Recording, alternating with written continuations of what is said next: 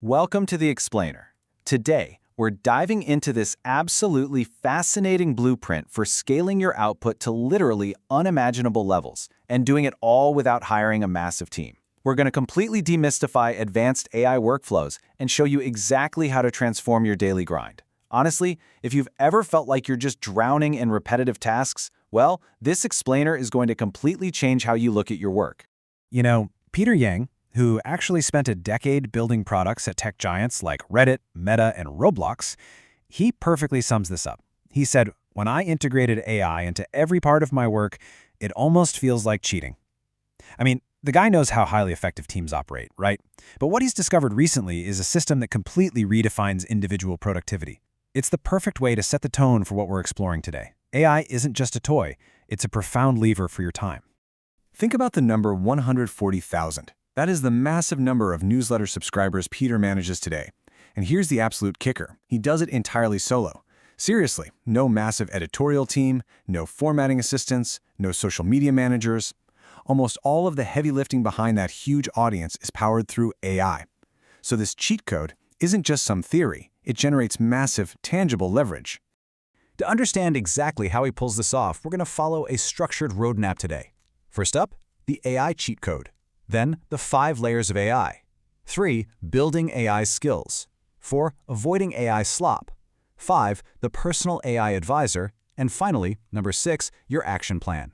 It's essentially a complete masterclass on moving from basic prompting to running a fully automated system.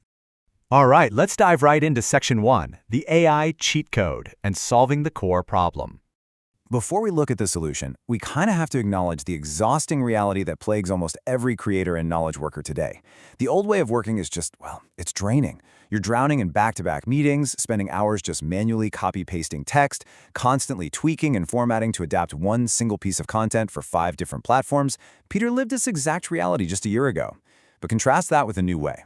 Today, Peter literally takes walks and just brain dumps his messy, unstructured thoughts via voice, using tools like Whisper. He feeds that audio directly into an AI workspace called Codex. From there, the AI takes over. It handles the formatting, does the autonomous posting, it even sniffs out internal APIs to post to platforms that don't officially support it, and runs automated analytics to tell him what's working. It completely flips the script on manual labor. So how do you actually get to that point? Let's look at Section 2, the 5 layers of AI and the evolution of adoption to maximum productivity. Let's walk up this progression arc together. Honestly, most people right now are stuck way down at level 1, which is everyday answers.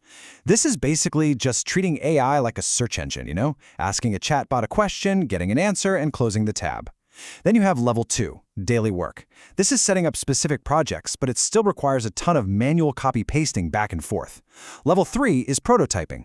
This is where, instead of writing boring documents nobody reads, you use AI to instantly build visual prototypes of your ideas. Moving up, level 4 is building apps, so actually creating customized personal tools. And finally, we reach the holy grail, level 5, the personal agent. This is where AI runs automated workflows across your entire system. Level 5 is exactly our destination for this explainer. Getting to that level 5 requires Section 3, building AI skills, and demystifying exactly what those are.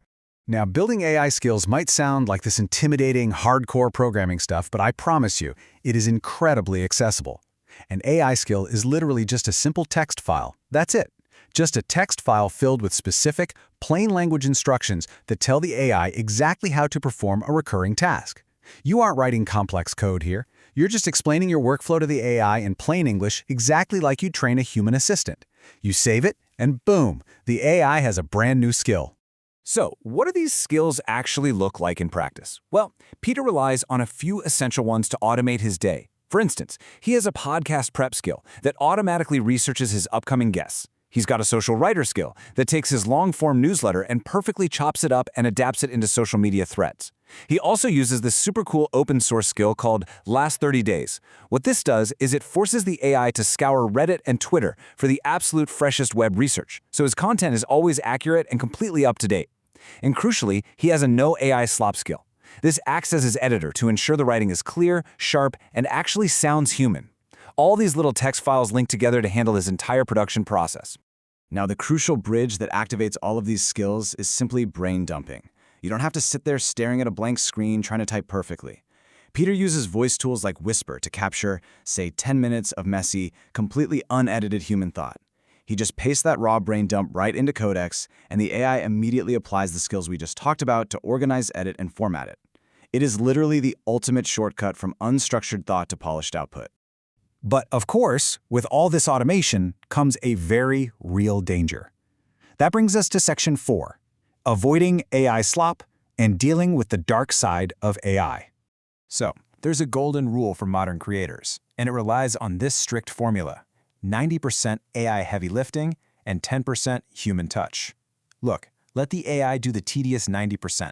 Let it do the initial drafting, the structural editing, the endless formatting for all those different platforms. But you have got to fiercely protect that final 10%. That 10% is your taste. It's your personality, your unique lived experience, and your final polish. Honestly, without it, you're just producing robotic noise. Peter's personal philosophy really anchors this whole point. He says, I never want to be someone who just makes tons of slop, even if it goes viral. Because let's be real, it is incredibly easy today to just tell an AI to generate 10 posts an hour and absolutely flood the internet. But true sustainable success, whether you're a creator, an entrepreneur, or an executive, it requires maintaining fiercely high-quality standards. At the end of the day, people will always crave the human craft behind the content. All right, let's move on to what might be the most fascinating application of all this. Section 5, the personal AI advisor, and using AI for decisions. To make this personal advisor work, Peter grounded the AI with a literal rulebook for his life, which he calls a foundation document. It's really just a Google Doc that the AI reads before it gives any advice at all. It outlines his core goal, which is to make money while fiercely controlling his time. It has his guiding principle: keep the main thing the main thing. This constantly reminds him to say no to random conference invites or, book deals that might distract from his core business. And crucially, it lists his energy givers, like building things with code, what he calls vibe coding, and his energy drainers, like back-to-back Zoom calls. So whenever Peter asks his AI for advice, the AI actually filters its answer through these exact personal values. And here is the truly crazy part. This advisor actually gets smarter over time. It's all thanks to this dynamic text file called learnings.md. After Peter has a conversation or works through a tough problem with his AI, the AI will actually ask him, hey, I noticed a pattern in how you make decisions. Should I save this to the learnings document? If he says yes, the AI writes a short sentence summarizing that insight. It creates this incredible self-improving loop. That means his AI partner becomes more personalized and highly attuned to his strategic thinking every single day. Which brings us to the climax of our explainer. Section 6, your action plan, and taking yourself from level 1 to level 5. How do you actually take all this structure and apply it to your own work today? Let's run through Peter's exact tactical playbook to make that jump from level 1 to level 5. Step 1, upgrade from those basic chatbots to powerful workspaces like Codex or Claude. These are the tools that actually allow you to create folders and save instructions. Step 2, and this one is absolutely vital, cancel your meetings for a single day. I mean it. You need a dedicated afternoon to actually set this system up. You really can't do it in 5-minute gaps between calls. Step 3, grab a voice tool and just brain dump every single manual, repetitive thing you did over the past week. And Step 4, work with the AI to build those simple text file skills to automate those exact workflows. Remember, as Peter notes, an AI employee is never going to leave you, and it's literally only getting exponentially smarter every single month. I want to leave you with a final provocative thought here. Before you start programming an AI, you kind of have to program yourself. Ask yourself right now, what gives you energy and what takes it away? Because if you can clearly define your own principles, you can build an AI system that doesn't just do your work, but fiercely protects your time and your sanity. That is the real power of an AI-first playbook. Thanks so much for joining me on The Explainer.